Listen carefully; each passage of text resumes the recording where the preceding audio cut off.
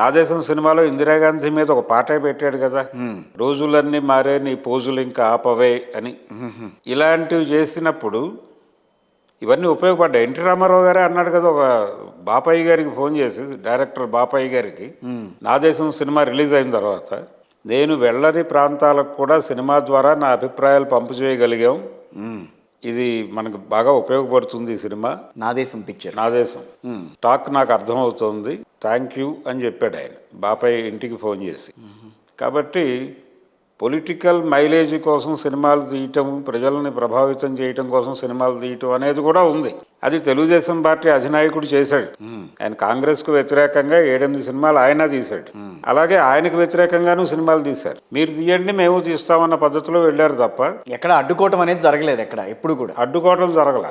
ఈ అడ్డుకోవటం ఏమిటి? ఇది బుల్డోజ్ చేయటం కదా. అంతే కదా. ఆయన ఏం చెప్తాడో అది గుడ్ ఆర్ బ్యాడ్ జనం డిసైడ్ చేసుకుంటారు. అంత విచక్షణ లేని వాళ్ళేం కాదు కదా చూసే ప్రజలు. అదే అదే అదే అందుకని లోకేష్ గారు అలా కోర్టుకు వెళ్ళటం అనేది చాలా క్లియర్గా తప్పేది. అంటే మొదటి నుంచి కూడా సెన్సార్ విషయంలో కూడా వీళ్ళే అడ్డుకున్నారని చెప్పని అంటున్నారు. నిజమేనా అది? దాంట్లో ఏమైనా వాస్తవాలు ఉన్నాయా అసలు ఇక్కడ? లేదు, అంటే సెన్సార్ దగ్గరికి వీళ్ళు వెళ్ళలేదు, కానీ సెన్సార్ అయిపోయింది. సెన్సార్ వాళ్ళు మొదట వాళ్ళ అభ్యంతరాలు వాళ్ళు చెప్పారు. అయితే చివరికి వాళ్ళు చెప్పింది ఏంటంటే, అంటే వీళ్ళు ఒక ఇది వేస్తారు కదా ముందు, ఈ చిత్రంలో పాత్రలు కల్పితము అని.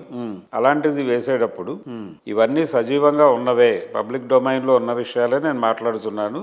ఈ సినిమాలో మేము వాడిన పేర్లు అలాగే చూపించిన పాత్రలు అవన్నీ ఉన్నాయి అనే వేయండి.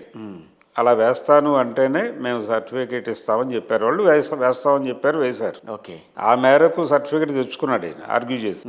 కానీ కోర్టు ఆపింది. ఇప్పుడు జనవరి 11 ఏం నిర్ణయం వస్తుంది అనేది చూడాలి.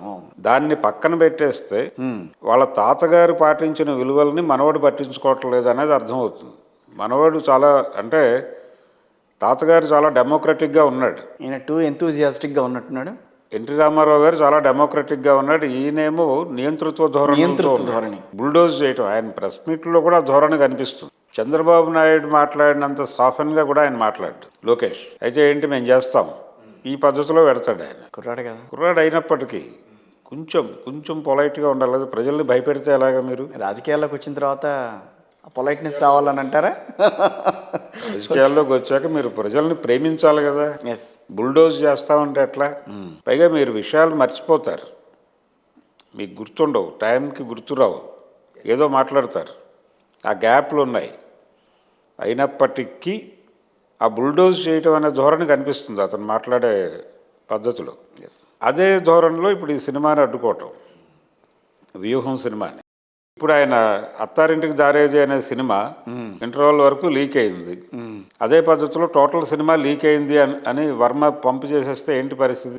లేదు, నేను ఇండిపెండెంట్ మూవీగా దీన్ని రిలీజ్ చేస్తున్నాను అని ఆయనే ఊరూరా తెరలుగట్టి ప్రదర్శిస్తే ఏమిటి పరిస్థితి? మీరు అడ్డుకోవటం అనేది అయ్యే పని కాదు. సినిమాని లక్ష్మీ ఎన్టీఆర్ విషయంలో కూడా జరిగింది అదే. అది రకరకాలుగా ఫోనుల్లోకి పంపైంది, జనం చూశారు, అయిపోయింది. దాని తాలూకా ఇంపాక్ట్ ఏదో చూశారు వాళ్ళు. సినిమాల ద్వారా ప్రభావితం అవుతారు అంటే సినిమా ద్వారా ప్రభావితం అవుతాడు ఓటరు అని మీరు అడ్మిట్ చేయటం అంటే ఒక రకంగా ఓటమిని అంగీకరించడం. అంటే అంత డెలికేట్గా ఉందా ఓటర్తో మీ రిలేషన్? లేదు, మీరు చెప్తున్నటువంటి ప్రభుత్వ వ్యతిరేకత అంత బలంగా ఉన్నటువంటి ఓటర్ దీన్ని ఎలా రిసీవ్ చేసుకుంటాడు? అందుకని ఇలాంటి పనులు చేసేటప్పుడు కొంచెం ముందు వెనక ఆలోచించాలి. మీరు మొదట సలార్ విషయంలో మీరు మాట్లాడిన వైలెన్స్ అది జనంలోకి వెళ్లే ప్రయత్నం జరుగుతోందని అన్నారు. ఇక్కడేమో దానికి ఫుల్ కాంట్రవర్సీగా వస్తుంది స్టేట్మెంట్. కాదనంటారా? లేదు కాదా? లేదు, ఆ సినిమాలు రిలీజ్ చేయటం పట్ల నాకు వ్యతిరేకత ఏం లేదు. ఓకే, కానీ సినిమాలో ప్రమోట్ అవుతున్నటువంటి విలువల గురించి మాట్లాడుకోవాల్సిన అవసరం ఉంది. వ్యూహం సినిమా కూడా రిలీజ్ అయిన తర్వాత మాట్లాడండి, దాని మీద చర్చ పెట్టండి. ఎవరైనా ఏదైనా చెప్పనివ్వండి, ముందు వాళ్ళ మనసులో ఏముందో ముందు బయటకు వచ్చిన తర్వాత దాని మీద మాట్లాడుకుందాం. అసలు ఎవరు ఏమీ బయటకు ఎక్స్ప్రెస్ చేయకూడదు అనే, నేను ఏదో ఐరన్ ఇది కడతారంటే ఎట్లా కుదురుతుంది? ఇనప తెర కడతాను అంటే ఎలాగా? అలాంటి ఇనుపతెరలు కట్టేగా ఇక్కడ గవర్నమెంట్ పోయింది. అదే అదే అంటే రెండోది మనం అది రెండు చోట్ల కనిపిస్తుంది మనకి.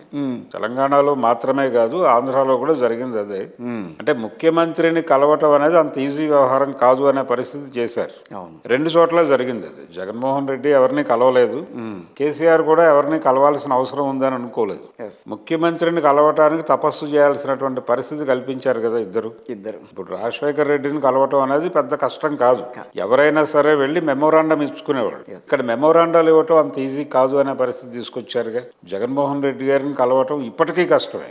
ఈ మధ్య కొంచెం ఓపెన్ అవుతున్నాడు ఆయన. అంటే అర్థమైంది తెలంగాణలో ప్రజలు ఆయన్ని తిరస్కరించడానికి ఉన్నటువంటి కారణాల్లో ఇది కూడా ఒకటి. కొంచెం మనం పాలిటిక్స్లోకి వెళ్తున్నాం మీరు మాట్లాడే దాంట్లోంచి, మన సినిమా నుంచి. ఓకే, చెప్పండి, పర్వాలేదు. అంటే ఇద్దరూ కూడా ప్రజలకి దూరంగా ఆయన ప్యాలెస్లోను ఈయన ఫామ్ హౌస్లోనూ ఉండిపోయారు. ఇప్పుడు కొంత జగన్మోహన్ రెడ్డి జనంలోకి వెళ్ళే ప్రయత్నం మొదలుపెట్టాడు కానీ ఇప్పటికీ యాక్సెస్ లేదు. కలవదలుచుకున్న వాళ్ళు వెళ్ళి కలిసి మాట్లాడే పరిస్థితి ఉండాలి. వైఎస్ రాజశేఖర్ రెడ్డి 2 రోజులకు ఒకసారి అయినా జనాన్ని కలిసేవాడు. కలవటము, మాట్లాడటము, అలాగే ఇంటరాక్ట్ అయ్యేవాడు. ఎవరైనా మెమొరాండం ఇవ్వగానే తీసి పక్కన ఇచ్చేయటం కాకుండా దాన్ని వాళ్ళ ముందే చదివేవాడు ఆయన. చదివి ఇది సాధ్యమా కాదా అని చెప్పేవాడు. అక్కడే సాధ్యమైతే ఎలా సాధ్యమవుతుందో కూడా చెప్పేవాడు. దానికి ఒక రూట్ చెప్పి పంపించేవాడు వాళ్ళు. అమ్మాయి ఇది ఇలా కాదు,